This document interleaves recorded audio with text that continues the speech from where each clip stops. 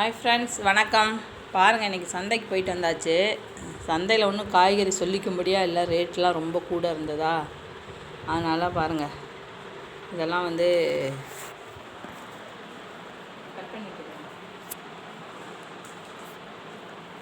அதனால் ரொம்ப காய்கறிலாம் ரேட் ரொம்ப கூட இன்றைக்கி.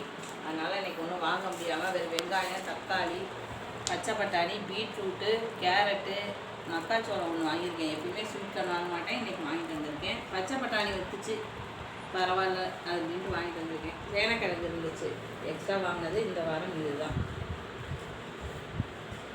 அப்புறம் கிராசரி கொஞ்சம் கம்மியாக இருந்துச்சு, இப்போ பருப்புலாம் தீர்ந்துருந்ததுனால தீர்ந்ததை மட்டும் வாங்கிட்டு வந்திருக்கேன்.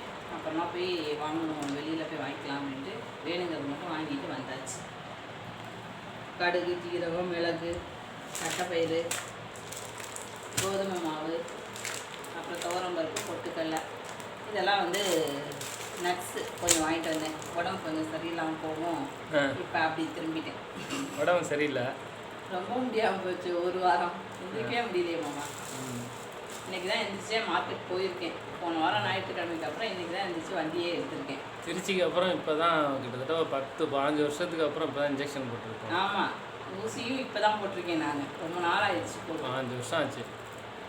இதே மாதிரி ஜுரம் சளி பரவாயில்ல. ஆனால் 3 நாள் ஸ்கூல் லீவு போட்டுக்கிட்டேன். லீவு போட்டாச்சு இந்த தடவை நிறையா. சரி, நல்லா. இப்போ இதையாவது இனிமேல் ஒழுங்காக சாப்பிடுவியான்னு பார்க்குறேன். இந்த அடித்த ஜுரத்தில் உடம்புல ஒன்றுமே இல்லை, எனக்கு அப்படியே ஸ்ட்ரென்த்தே இல்லாத மாதிரி காற்றுல பறக்கிற மாதிரி வாங்கி வச்சுக்கிட்டு பேசாமல் தான் இருக்கும்.